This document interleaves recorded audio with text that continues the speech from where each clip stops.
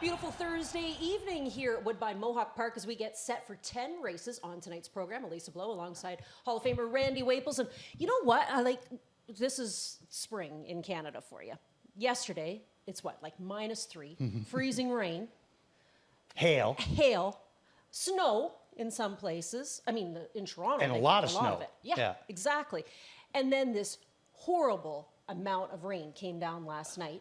And then what do we got today? Well, thank goodness for the wind. We got a dry track. Yeah, it's sun shining. It's 20 degrees. Unbelievable. I mean, we're talking about a difference of 20 plus degrees from yesterday to today. Yeah, I was just amazed like how much snow came down in that short little brief period of time. Right. And then when it changed to the rain, like I'm not sure down there, but in Guelph, I'm telling you, the raindrops were that big. They were that big. I was telling Randy today before we started the show, at the barn where I ride, I was riding last night during the storm, and I thought, you know, I think we're going to get flooded. And I hopped off, couldn't get it back in because we had this much rain, at least a foot of water in the barn in 45 minutes time.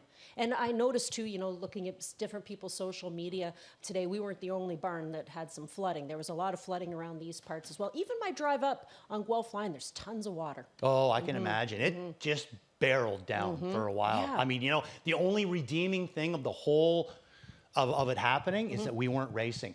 Yes. Because if we'd been racing, I don't think we get the card off. Well, I saw yesterday that Western Fair had canceled their card, which is great. You know, and I feel for the guys at Western Fair because they've had a lot of cancellations this year. But this morning, one of the first posts I saw was from Greg Blanchard that said, well, the track held up great, and they had qualifiers and training this morning, so I knew we were going to be in good shape tonight. There you go. Yeah, Greg's got the finger right on the pulse of it. But I'm just glad that we weren't racing and nobody had to travel in it. Me too. You wouldn't want to see trucks and trailers in that. No, you know. not at it was all. Nasty. Not at all. But I'm telling you, tonight is just a gorgeous night. I Beautiful know there's out. wind, but this thank goodness for the wind because it dried out this track. It's going to be a fast track. And even the wind's supposed to start to die down as the night goes on. So it's kind of strong now, but it's going to get, you know, you'll have to keep monitoring on it, you know, we'll make sure that if we start to see some kind of a bias, you know, a front end or a come from behind sort of a bias, we'll make sure that we try to bring it up to you. But like Elisa said, if there was no wind, we'd be in big trouble. It'd be a muddy mess out there tonight. It would be. That's for sure. Now, enjoy tonight and tomorrow because I think the rain's back on Saturday. No. Yeah, I know. Yeah. Well, I know. All righty. Go. What do we got tonight, Randy? We've got 10 races, 4 trotting races on tonight's program. And both of us were just saying to each other before we came on camera, this is some tough sledding as far as handicapping tonight and tomorrow. Yeah. I found it very, very tough tonight and tomorrow. Like extremely, extremely tough. I kind of found that lately, like it just seems to me the card, I don't know about how you guys feel about it out there, but it just seems to me that the cards and the races have become much more competitive. Now, I don't know if that's because we're starting to see more qualifiers, it's starting to become springtime, fresh faces coming out that way. I'm not really sure. I don't know. Maybe it's just because, you know, our race secretary, Jimmy Gillespie, maybe somehow or another he's put the Karnak thing on his head and somehow or another he's coming up with all these fantastic races. But that's what I'm saying. They are fantastic betting races, but they are tough because you really can find a case for 4 or 5 horses in each single race. Yeah, and you know, that's the other thing that you talk about too. So many coming back for their first starts of the season, and then you have to figure out if they're tightened for the race tonight or if they're going to need another one. And you notice too, I don't know if it's just because of the way the weather's been wet, but a lot of 1 qualifiers. I noticed that too. Yeah, normally, you know, you used to seem like you'd get 2, you know, so you pretty well knew that they were ready.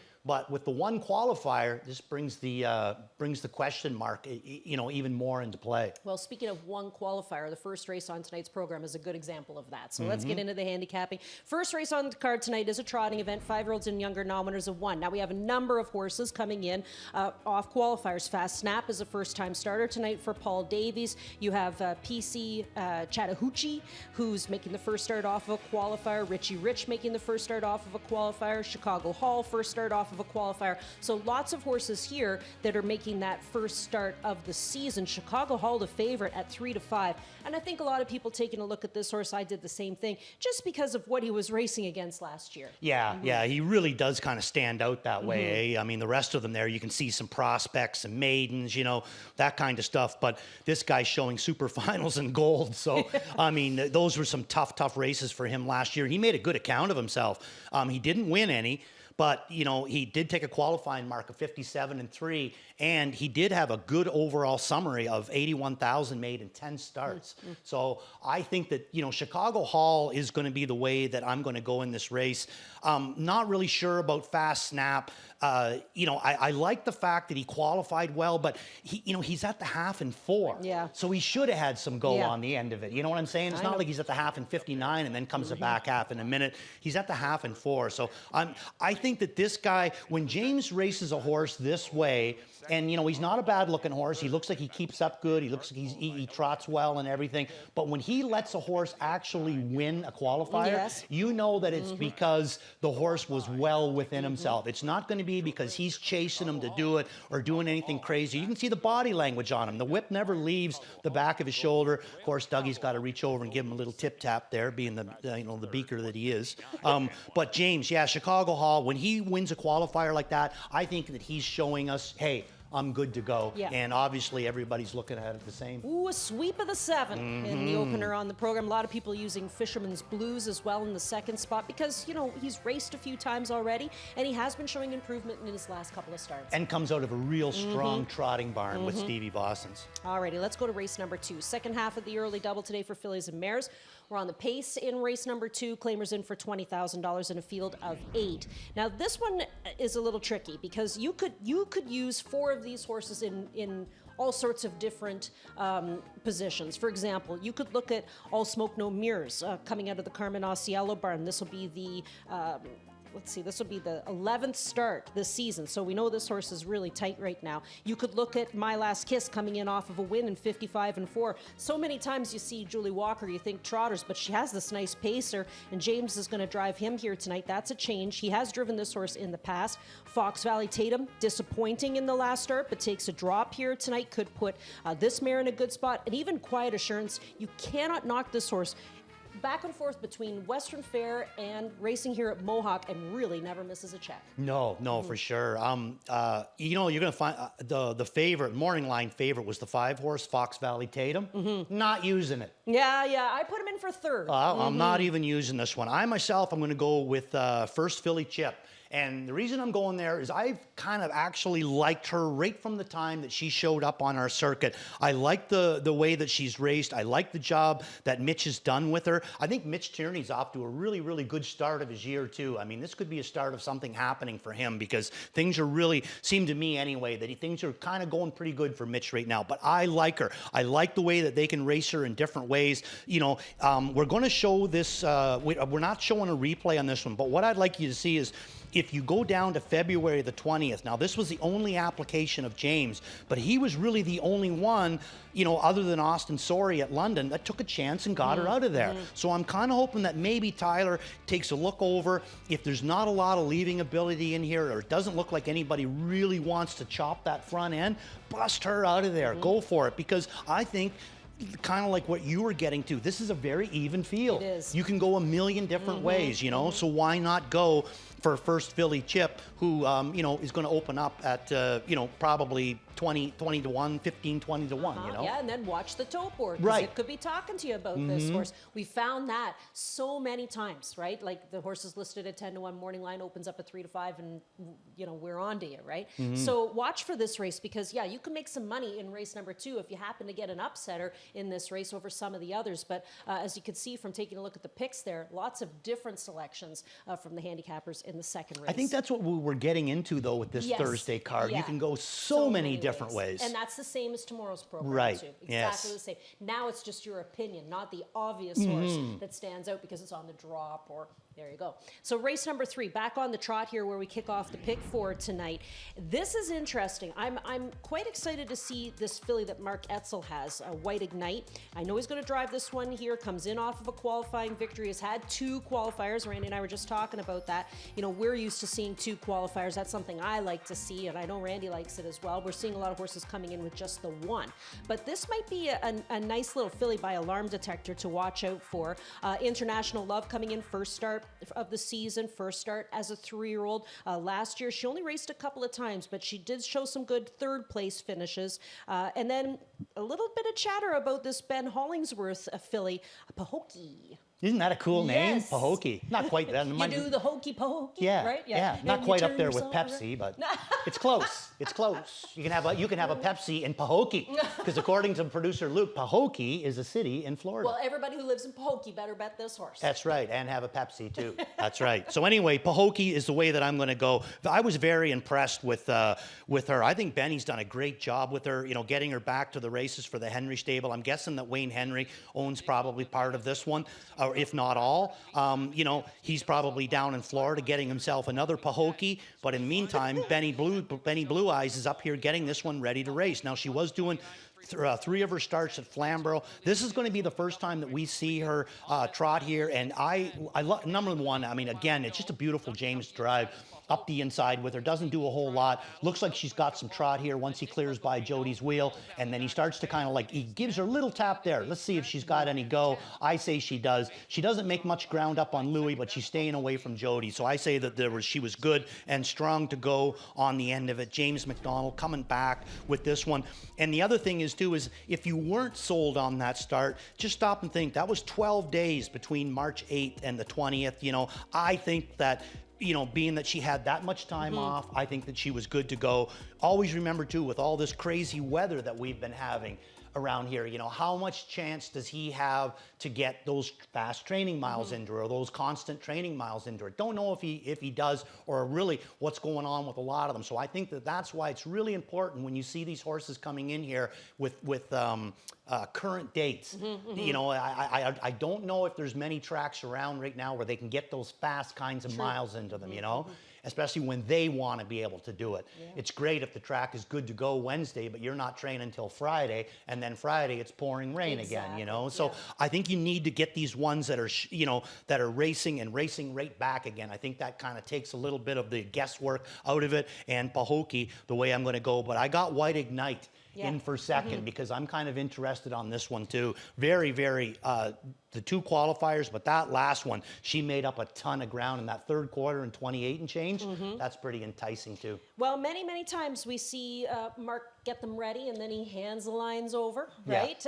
He's going to drive this one here tonight. One thing I know for sure, we ain't getting 50 to 1 on Pahokee tonight. No. And that's what it's all about.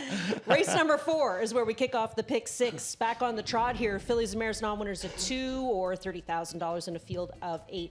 Okay, I got a question for you, Hall of Famer. I got to put my glasses on so I can ask you this one.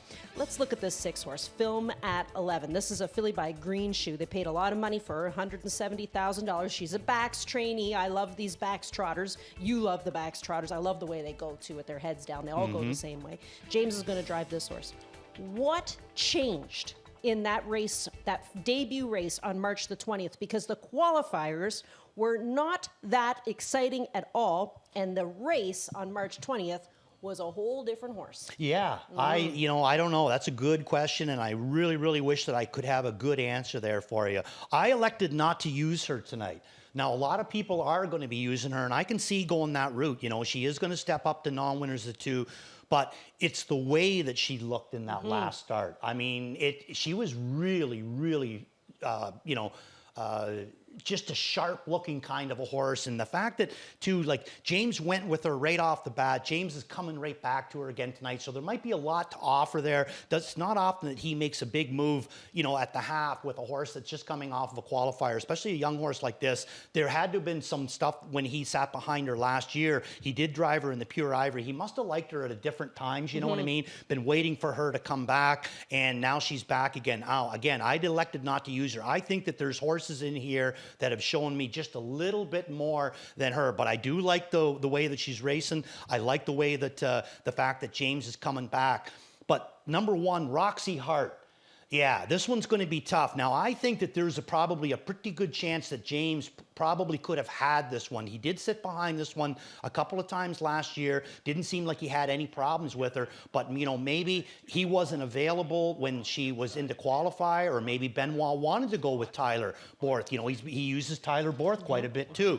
Either way, he's coming up with I think a good effort in here. Tyler going to go with her. Now, so James, that's going to leave him with film at 11. But there's another one in here too, Elisa, and that's the 3-horse Cadiddle. This one was, I would call her locked in, but very, very live in both of all 3 of her starts this year, but especially that last drive, she was crazy good. You can see Tyler seems to be about the only one of the rest of them that had any wheels on the end of it. So I think that there can be some improvement in here. And in Kant Nation, raced on Monday night, had a good effort. We're not going to have to worry about seeing her in here tonight. So I think Roxy Hart looks good in there. But Cadiddle, wow, this one had some serious go on the end. And this one going to come right back to that non-winners of 2. Biggest thing is, though, is that, you know, is Phil going to elect to race it from the outside or down on the inside? That's the big thing, is how does Phil elect to race Cadiddle? See, I think Bright Green's the horse tonight. I got that one in for third. There's another one. You know, I look at the qualifier. So we had the qualifier. Then I'm going to treat the next race like a tightener, right? And we have a good effort. We finish in second, only beaten 3 lengths. And I think tonight, third start. That's the move. You know, that's my play, at least. So I'll use the 4. We didn't talk about this Lisbon horse, but geez, there's an expensive purchase. $375,000. 2 for 2 so far. Debuted here at Mohawk and then went off to Flamborough to race. Yeah, you know, I kind of, like, she's a tactical landing and she's out of Swing at Kathy. And for some reason, I had it in my head that I knew this Swing at Kathy, but I don't think I did. You know, looked into her a little bit. I think she was a mare that Jimmy Tactor had. I don't think she did a whole lot on her own, but she might actually be in a family of you know, where they go back to that kind of purple blood or something. I'm not really sure, but she is very expensive, so you can pretty well guess that, you know, she's a tactical landing. She must be gorgeous. Oh, the pedigree's got to be there too. Yeah, and there has to be pedigree. She has to be a really, really good-looking kind of a horse. So I'm using her in for 4th. But I'm not viewing her as a win candidate, you know? This race is very similar to what we were talking about in race number 2. Could go all sorts of different all directions. over the place, you know? Yeah. So this is another one. Watch those odds boards. Absolutely. That's what's going to give you the gravy tonight. Race number 5 gets us halfway through. Claimers in for $20,000 on the pace with a field of 10. So here's a big field. Now, you know, when I first took a look at the race, Randy, I kind of narrow it down quick, right? Which horses I see that I like. And, you know, I've been playing this Rose Run AJ, and I feel like I'm kind of due for something with this horse, so I'm going to stick with this one, not on top, but I'm going to stick with this one in my ticket. Rusty's Bet is very interesting from the Fellows Barn. Has the qualifier, but a pretty nice qualifier in 58-3. Comes back here for the first start of the season. Last year, 7-time winner.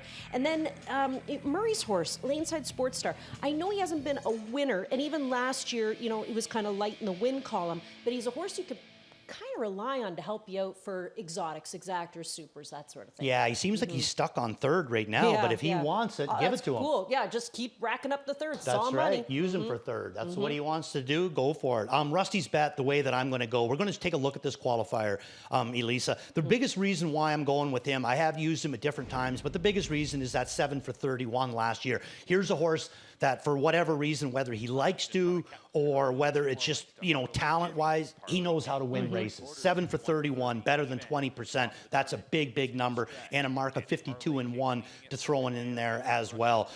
You know, down on the bottom, Snake Plissken won a few races last year, was 4 for 15. So really, you know, not a bad percentage there. Almost at what, 40% or 25%, I guess, for DM Snake Plissken. But he hasn't been doing anything. Fallen off the wagon. Yes, lately. And he's got the 10-hole again to work with. So I'm going to take a pass on him. Rusty's Bet, I thought it was a good qualifier. He was still moving away from the field on the end of it. Nobody's making any big late gains on him. He's got the middle of the gate to work from. Trevor Henry Henry comes back. So Rusty's bet on to Rose Run AJ is the way I'm going to go. Another sweeper. There we go. I mean, really on paper, this horse stands out. Seems to be. You know, and we had that in the first race on tonight's program too. So we have a few wide opens and a few where we think maybe you could even key horses for your exotics. For example, maybe taking a look at a key with Rusty's bet in race number 5. 6th race tonight, fillies and mares, 5-year-olds and younger, non-winners of 1. Another crazy one. Oh, no kidding. I mean, so, you know, I'm looking at this and I'm thinking, is it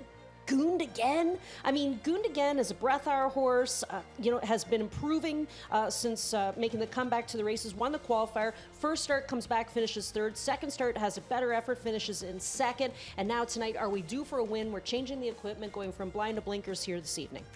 I raced good, made my watch list, getting a bridle change. I love the bridle change, blind to a set of blinkers. Trevor Henry, Murray Breath, a lot to like about him, but I'm going to throw him in for second. I'm going to try to beat him, and I'm going to try to beat him with the one on the inside of him, the other breather horse, which is going to be Gucci Sealster. Now, it's not that I think that she shows a whole lot more than what Goond again shows either, but I really, really like that last quarter in her last. Now, I know that was one of those days where the wind was kind of pushing them home or whatever, but still, she looked live. I know 27-1, and she was getting a little bit of help, but she looked live to me on the end of it. She's an all bets off. To me, I think the all bets off have really stamped themselves. I'm not sure, you know, how much you're going to get as a 2-year-old. But when they become 3, you get a whole lot. And then when they become 4 and 5, then you get a whole lot more. And I've seen horses like that over my career that seem like their best prodigies are later on as they get older. You might be seeing this with all bets off. So now she showed a couple of nice lines as a 2-year-old. I think as a 3-year-old, there could be room for big improvement. This is one of these. Yeah, well, you know, we see that so many times, like strong 2-year-old sires, right? Like, for example, last year, these Green Manalishis. Right, amazing, and Sports Writer has Sure. always been a strong Sure. 2-year-old sire. And even like we were talking about this before with young sires, we don't know when their horses are going to peak. Are they going to be better as youngsters, or are they going to be better older horses? So we have to follow those young sires. And you know, the funniest thing is too, is one of them, while obviously probably our best sire, you know, arguably of all time, was Better's Delight. Nobody wanted him after his first couple of crops. They were horrible. Yeah. After 2 or 3 crops, you know, that's why he came up to Ontario. Yeah. Then all of a sudden, he's the leading sire in the whole world, Yeah, you know? yeah, So yeah. Sometimes it takes them a little bit longer. Yep. Sometimes they come out and they're a one-hit wonder. Yeah, that's They have true. that big year and then they disappear, you know? Yeah, it's just, if you're into the breeding industry, it's a whole different ball of wax, Good way to rip your hair out. Sure is. Race number 7, we're on the trot here. 5-year-olds and younger, non-winners of 1 and a field of 9 trotters. Now, if you were Jeff, I would ask you tonight, have you ever had a Modelo Gold? And just to see what he'd say. Yeah. You know, like, well, I've had a gold necklace before, you know, that sort of a thing, because we all know what that is. No, we don't. Come on, it's a beer. Oh, okay. Modelo All Gold. right. Like, well, I don't drink beer, so you're telling me something. I am you know talking to someone who shouldn't have any beer. Yes. You're right, exactly, and I know this. So, but I mean, my beer would be Budweiser. But if you took Budweiser off the shelf, I swear to God, I would go in looking for Labatt's Blue. Ooh. That's how far behind the times I am. Okay, so Modelo Gold is pretty popular. It's kind of like a Corona. Oh, okay. Okay. So it's a Mexican beer? Yeah, it is. Oh, okay. Yeah, all right, I believe cool. So. Yeah, I believe so.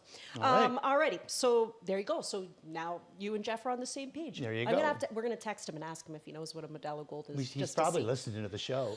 I always get him on liquor names because really, you know, booze is not his thing. I had to get Monique one time there to tell me what a set of Mew Mews was. I thought it was a happy cat. I might agree with you there. I love my Mew Mews was the horse's name. I thought it was just somebody liked their cat. Okay, so that being said, I did use Modelo Gold, but I used this Exquisite Taste. First start for this one back off of the layoff. I mean, racing in against super final horses and finishing 3rd in the super finals. Yeah, I went the same route than you did, and I went Modelo Gold and back. Oh no, you went. Oh, I see. You went vice Exquisite. versa. You right? Yeah. Okay, so we just reversed the numbers. We both like the same top two.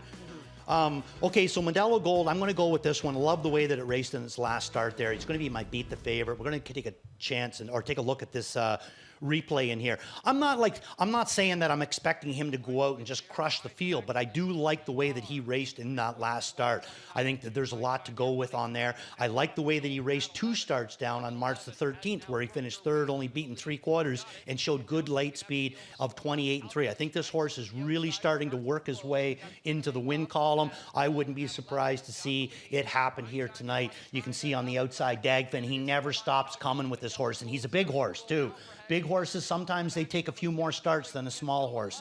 You know, they just kind of got to get it going. But I love the way, and he still keeps going on the end of it again, even on the run out. So I like him. Exquisite Taste, we've seen some real serious ability from her last year in the Golds and the Super Final, but she was never able to put it all together for that win. And I supported her so many times looking for that first win, but I never did get it. I'm going to take a play out of my own playbook and say if she wants to be 2nd and 3rd, that's where I'm going to go right now. So 2nd is the way I'm going to go with Exquisite Taste, but I would not be surprised to see her come up with a huge effort tonight. Race number 7 actually kicks off the late pick 4 on tonight's program as we flip the page to race number 8. So it's an all-pace late pick 3. 8th race, claimers in for 11 down to $8,000, and you know any one of these horses again can pop up and win, and a lot of them coming out of the pop-up series as well. They're popular claimers. You know, a lot of horses in this race are going first start off with a claim for new outfits. I gotta go to the 6, Dirty Little Piglet, because you know Des Tacour had this horse, won with this horse, and that was 2nd start off with a claim, lost him through the claim box, went back to him again. Like he just changes hands basically every time he races. He could change hands again here tonight. But I like it when obviously when a trainer goes back in for a horse, and we've seen this work for them in the past. Yeah, and you get James again. Exactly. Who win It's with the them whole the last thing all time over that again Des- from yeah, March the 6th. You got all the same connections. No, I got him in for 2nd. I agree with you. I think he's going to be tough in here. Bring Your Fire is the way that I'm going to go. I think Raffy's Barn is just starting to kind of stoke up. I like the way that this guy raced in his last start. Tyler Borth is going to jump up tonight and take his chance with him. And I think that Bet 19, you know, if he goes out there and he's showing good odds, you know, something that, you know, you're impressed with, I'd take a good look at Bet 19. I think he's going to come up with a much bigger effort than he did in the pop-up final. So just a field of 7, a little light there in race number 8, but that's where we kick off the final pick 3. The 9th race has a field of 8, fillies and mares in for the same thing. Claiming tags 11 down to 8,000. Now, you know, we have horses here going first off, start off with a claim, for example, Tells Bells goes first start off with a claim for Tyler Moore, was claimed from the Cullen outfit. We've talked about this before. The Cullens have a lot of these Tell It Like It Is, and they do very, very well with them. But this one will make a trainer change here tonight. And Bob McClure is going to take over the lines, obviously, because Travis would have been driving this horse when in the Cullen outfit. Wifey Said So is the Cullen horse.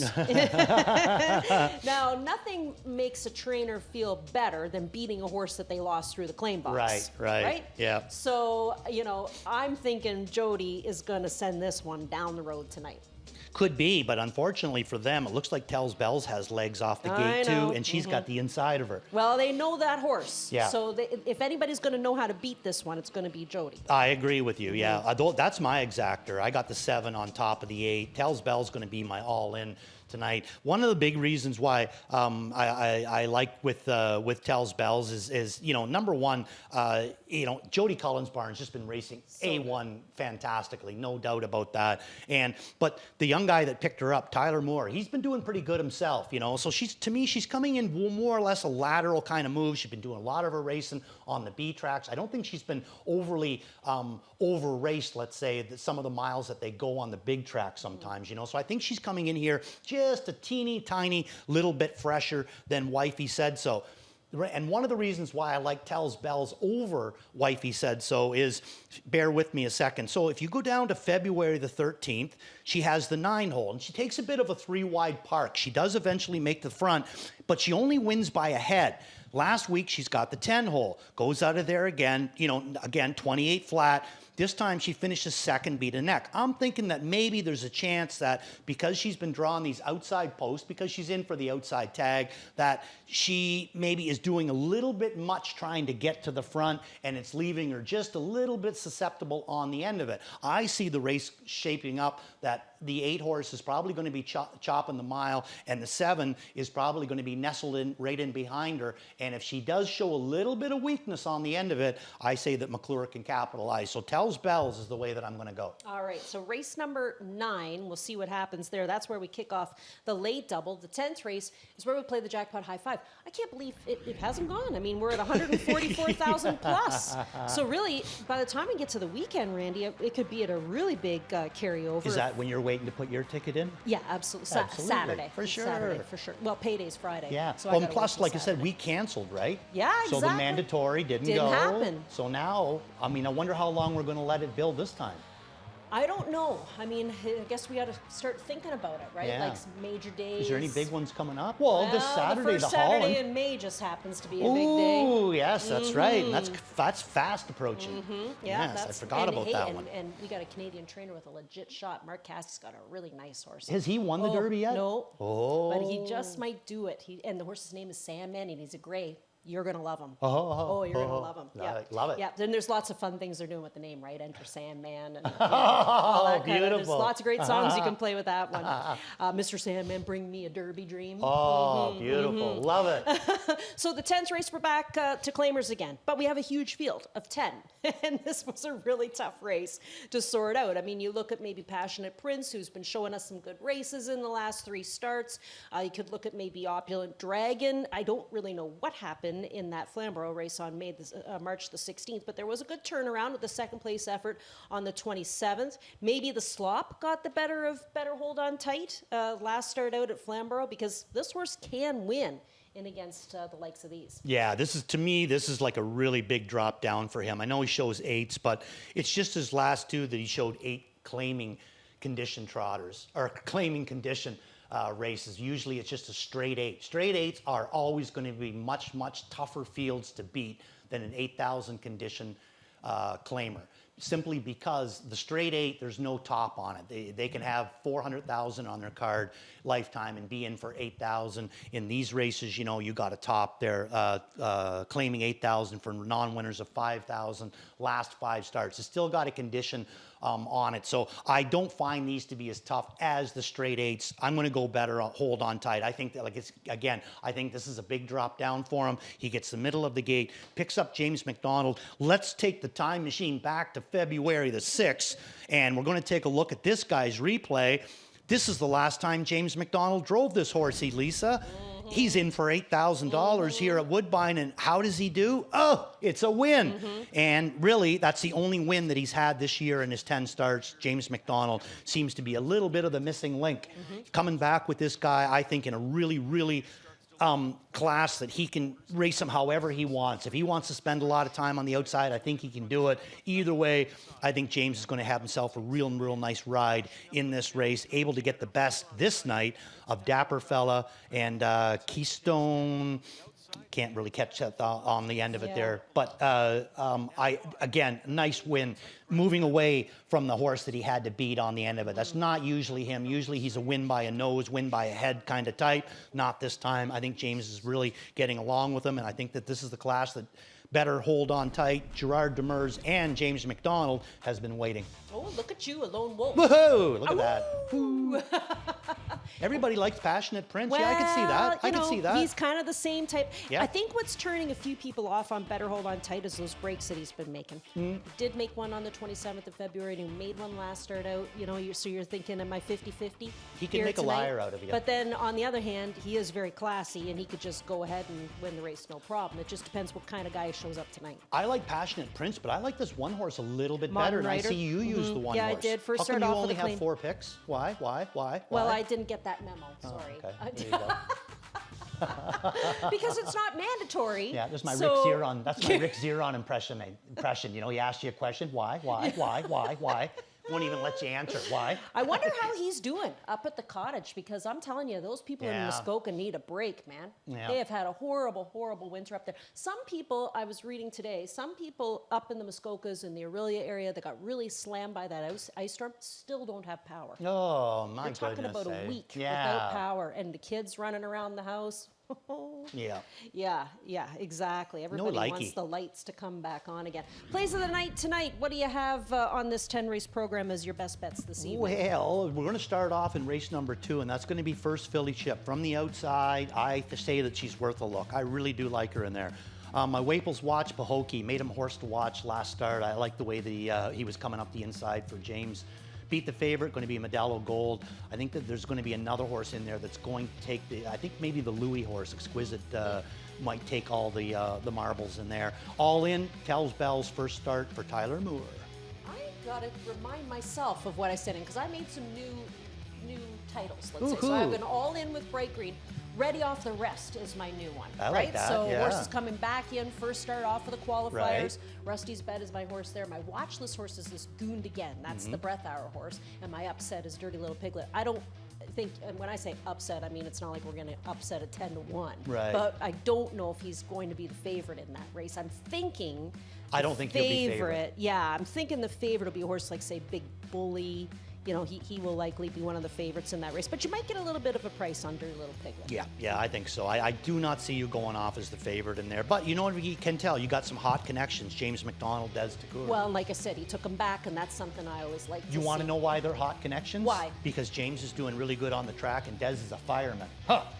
There you go. Chicago Hall top pick in the opener on the program, a best bet from Garnet Barnsdale. Ghislaine has Bright Green. He's with me in race number 4. And 4 Film at 1. 11 for Mr. And Film Rollis. at 11 at 7-2. We talked about that one. That's in race number 4 on tonight's program, and that's that Bax horse that had a huge improvement in the first start as a 3-year-old. So as we wrap up the program today, we're going to leave you with some great memories, I think, courtesy of you, most likely, for Pat Crow, who we lost this week. You know, I was very, very a young kid when Cam Fella, you know, was racing. Oh, and I wasn't. Well, I was a little younger than you, but I did have the button. You know, Yep. that everybody had, the Cam Fella pacing machine button. And of course, when you think about Cam Fella, you think about Pat Crow. Yeah, for sure. There's no doubt about that. You know, well, number one, I think Cam Fella needed Pat Crow just as much as Pat Crow needed Cam Fella. I think Pat was looking for that statement horse. You know, in his career, he had a fantastic career, raced at a lot of different tracks, was one of the top drivers, top stables at a lot of them, you know. Then along comes Cam Fella, does a perfect job of managing that horse. You know, I mean, that horse was all over North America, and he just kept getting stronger and stronger and stronger for Pat Crow. Pat was one of those throwback kinds of a horseman, like a Buddy Gilmore or some of those other guys back then, whatever. Whenever he'd come into race or go to a stake race or anything like that, he was always dressed to the nines. Always had the sports jacket on, the shiny shoes, you know, the nice slacks, a tie or whatever. Just a Class. Oozed class. But I will say one thing for Pat Crow too. He helped me immensely, and the reason why he helped me so much is because I was just starting to get driving. At that point, really the only guy that was really using me was Fred Hoffman at that point. And Pat, you know, had just kind of started to move away from racing his own horses, and he started to drop me down on these horses. Now, Pat Crow took a lot of respect out there, man. Everybody knew who Pat Crow was, and they all respected him as a horseman. His horses themselves were amazing looking. They always had tons of weight on them. They, you know, they were nice horses to drive. You could make multiple moves with them. Everything was done absolutely perfect. So when you're a young guy and you're really only driving for a claiming outfit with Fred, and, you know, even though I was having some success, Pat Crow drops you down. People look at it and they see that and they say, oh, gee, Pat Crow's going to use, you know, at that time, oh, that young Randy Waples or whatever. They don't say young anymore, but at that time they would say, you know, young Randy Waples, and it did me a lot of good. So, Pat, if you can hear me up there, you know, thank you so much for everything that you've done in my career, and thank you so much for what you've done for harness racing itself. Everything that you've done from the time of starting it off, you know, in such a small way, you know what I mean, from Orr Lake or wherever it was, and then to make yourself to be the man in the 80s, you know, campaigning cam fella, you know, and never changed. He stayed the Yeah, same humble same kind of a humble guy, kind of same guy. kind of a guy, you know. He had time for everybody. Anyway, I'm going to really miss you, Pat. And again, thank you so much for what you did.